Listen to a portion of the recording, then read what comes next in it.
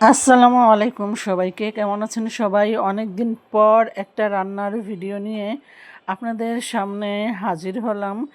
তো তার আগে বলে দেই, যারা আমার এই রান্নার ভিডিওটা দেখছেন তারা অবশ্যই আমার ইউটিউব চ্যানেলটা সাবস্ক্রাইব করে দিবেন। তো আমি পাবদা মাছ রান্না করেছিলাম আর সেটাই এখন আপনাদের সাথে শেয়ার করব। তো আমি একটা কড়াইতে প্রথমে তেল গরম করে নিয়েছি, তারপরে আমি এখানে প্রয়োজন মতো বা পরিমাণ মতো পেঁয়াজ কুচি দিয়ে দিচ্ছি। এখন আমি পেঁয়াজটাকে একটু হালকা করে ভেজে নেব। আর এখন আমি পেঁয়াজের মধ্যে সামান্য একটু লবণ দিয়ে দিব।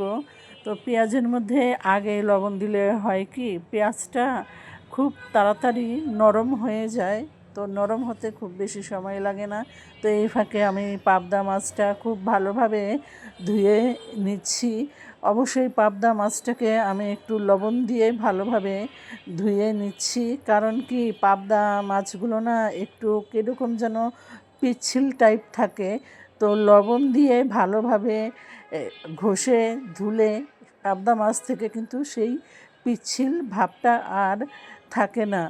তো এইদিকে আমার পেঁয়াজ কিন্তু হালকা লাল লাল হয়ে গিয়েছে। আমি আগেই বলেছি পেঁয়াজের মধ্যে একটু লবণ দিলে পেঁয়াজটা তাড়াতাড়ি কিন্তু সেদ্ধ হয়ে যায়।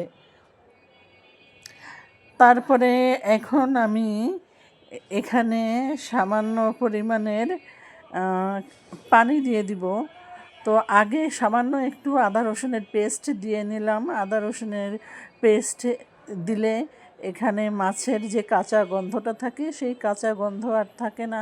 তো আদা রসুনের পেস্ট দিয়ে আমি 2 মিনিটের মতো ভেজে নিচ্ছি, যেন আদা রসুনের কাঁচা গন্ধটা চলে যায়। তারপরে আমি এখানে সামান্য পানি দিয়ে দিলাম।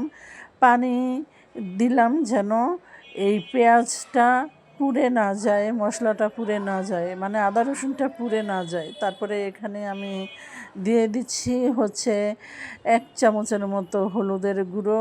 এখানে 1 চামচের থেকে একটু বেশি আছে মরিচের গুঁড়ো দিয়ে আমি এটাকে ভালোভাবে নাড়াচাড়া করে দিচ্ছি। তারপরে আমি এখন এখানে দিয়ে দিচ্ছি সামান্য 1 চামচের থেকে একটু কম ধনিয়ার গুঁড়ো। তো ধনিয়ার গুঁড়ো দিয়ে আমি এটা ভালোভাবে নাড়াচাড়া করে নিলাম। এখন এই মশলাটাকে ভালোভাবে কষিয়ে নিতে হবে। তো এখানে আমি একটা টমেটো কুচি করে দিয়েছি। টমেটো কুচি করে দিলে হয় কি, মাছ ভুনাটা খেতে অনেক বেশি টেস্টি হয়, আর ঝোলটাও কিন্তু একটু বেশি ঘন হয়। তো এই যে দেখতেই পাচ্ছেন আমার এই পাবদা মাছগুলো আমি খুব ভালো করে পরিষ্কার করে নিয়েছি, পানি ঝরিয়ে নিয়েছি। তো এই এইদিকে আমার মশলা কষানো হয়ে গিয়েছে। তারপরে আমি এই কষানো মশলার উপরে এখানে পাবদা মাছ দিয়ে দিচ্ছি। তো আমি এখন এটাকে ভালোভাবে নাড়াচাড়া করে দিচ্ছি। নাড়াচাড়া করে এই মশলার মধ্যে মাছগুলো ভালোভাবে নাড়াচাড়া করে মাছের মধ্যে মশলাগুলো মিশিয়ে নিচ্ছি। তো একটু সাবধানে নাড়াচাড়া করতে হবে যেন মাছগুলো ভেঙে না যায়। তারপরে আমি এখন এখানে মাছটা কষানোর জন্য সামান্য পরিমাণ পানি দিব। খুব বেশি পানি দেওয়ার দরকার নেই, পানি সামান্য পরিমাণ দিলেই হবে। তারপরে আমি এটাকে আবারও ভালোভাবে নাড়াচাড়া করে দিচ্ছি। অবশ্যই খেয়াল রাখতে হবে মাছ যেন ভেঙে না যায়। তারপরে এটাকে আমি নাড়াচাড়া করে ঢাকনা দিয়ে ঢেকে দিয়েছিলাম। তো আমি এখন এটাকে ঢাকনা দিয়ে ঢেকে দিলাম।